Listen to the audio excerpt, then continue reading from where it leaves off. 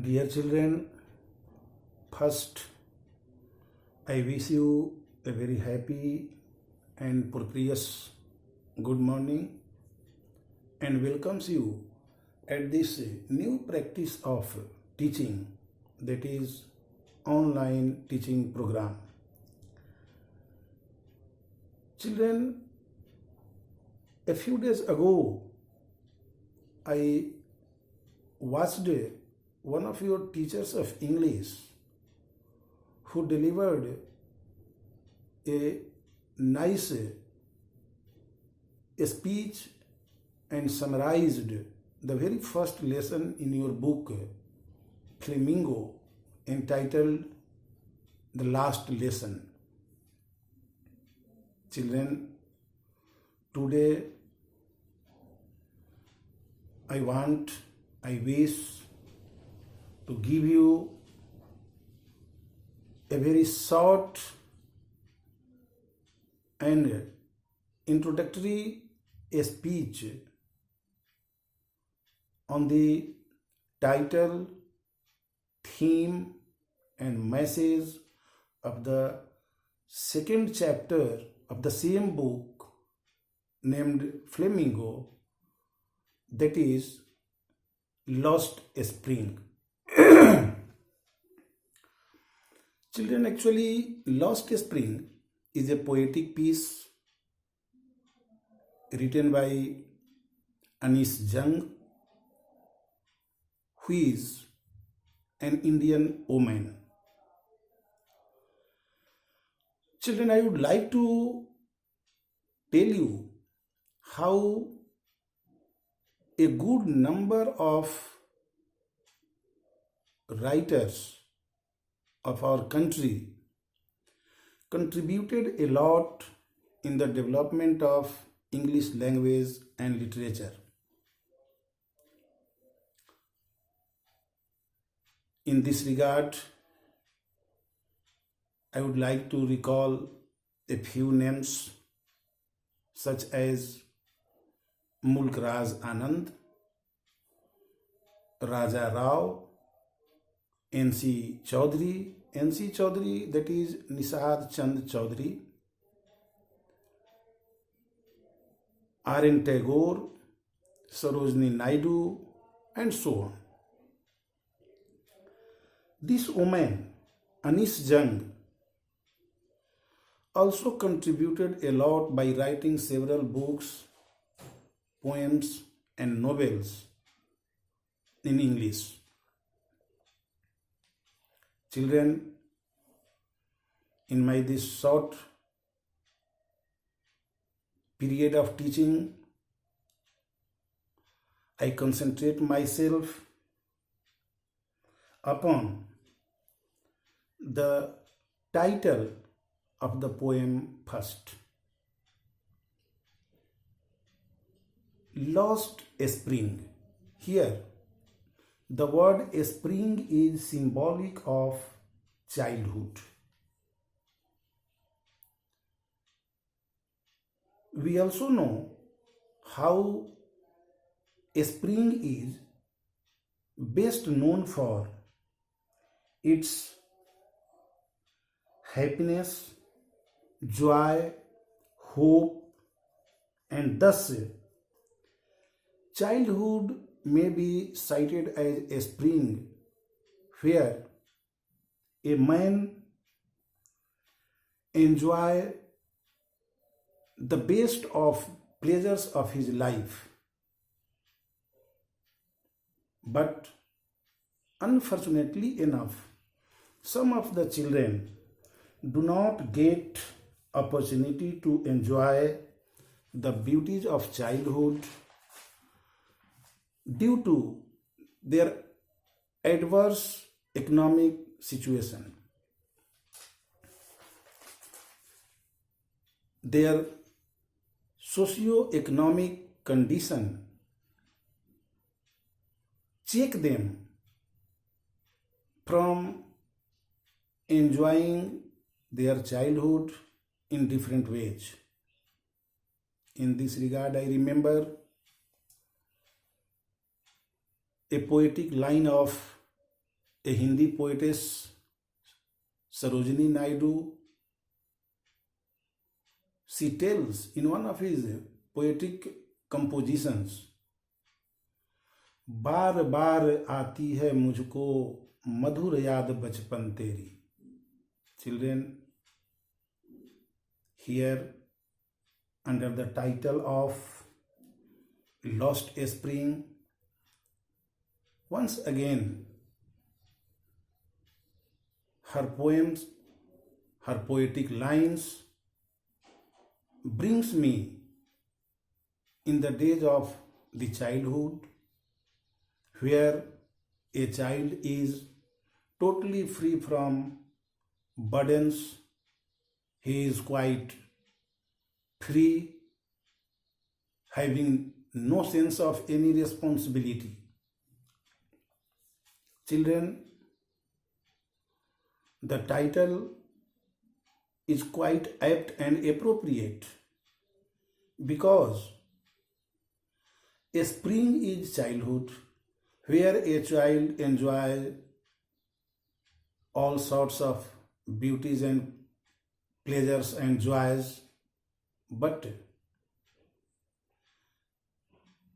children leading their lives in adverse economic situation do not get the opportunity to enjoy all these things, and for them it is just like lost of a spring.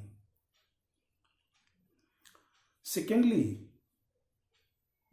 I would like to focus on the theme of the poem, and the theme is poverty and child labor.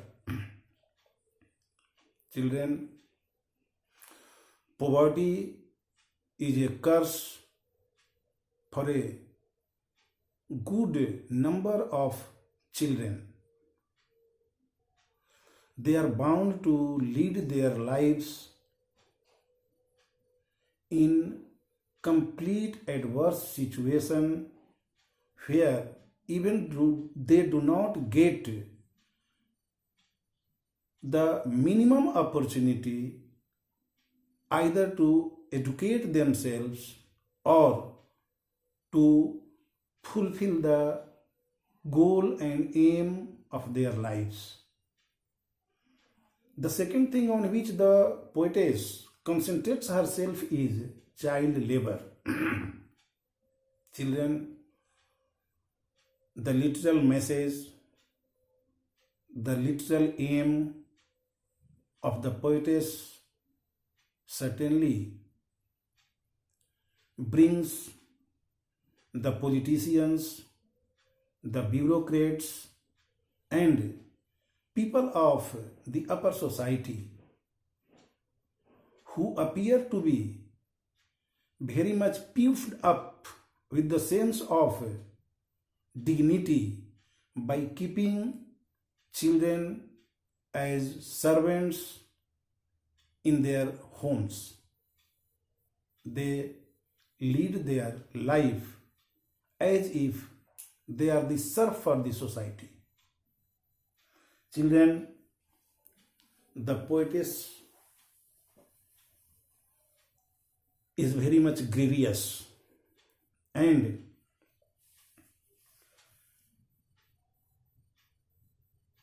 she appears urging the responsible people to make such children educated. They must be provided the equal opportunity to go to the school and educate themselves. She also wants the people of high approach, the people of high status, the politicians, the government, to work in direction to check child labor,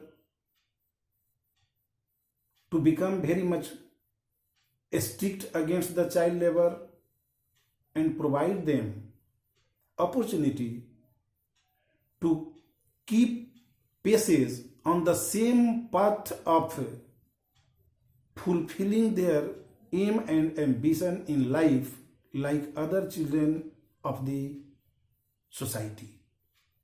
Children, we can well notice how a very large number of children live in slum areas. All the time they are seen involving themselves, engaging themselves in finding something in the garbage, in finding a few coins in the garbage, so that they could help their family and keeping themselves alive. Children, as the stage of the poem develops,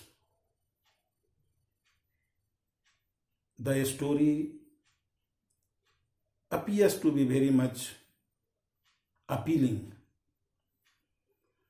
The two central characters of the poem, Sahib-e-Alam and Mukesh, are two contrasting personalities. Although if both the boys do not have the opportunity to make their future bright, to fulfill their aim and ambition in life, and yet a certain contrast can well be noticed in the personalities of the two children. One side, we have Sahib,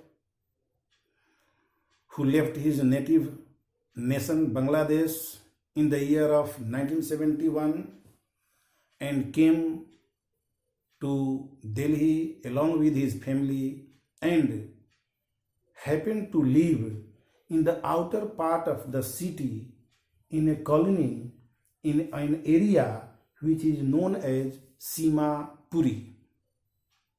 On the other hand, Mukesh is there. Mukesh lives in Firozabad, where his parents are engaged in their ancestral profession of making bangles. Mukesh is also a very poor boy. He also does not get any opportunity to brush up himself, and yet he has ambition, and he puts his violent effort in direction to fulfill his ambition to become a motor mechanic. But Sahib, he does not put any effort in direction to make any personal achievement. Rather, he appears engaged in earning something and getting the way to live in this world. Thus, the contrasting features between the two personalities can well be noticed, where the poetess also tries to give us some message that one should never sit keeping hands together, but put their sincere efforts, their regular efforts, although in adverse situation, to fulfill their aim, to fulfill their ambition in life. Thank you, children. In our next meeting, I will provide you a critical summary, a analyzed summary to all of you. Thank you.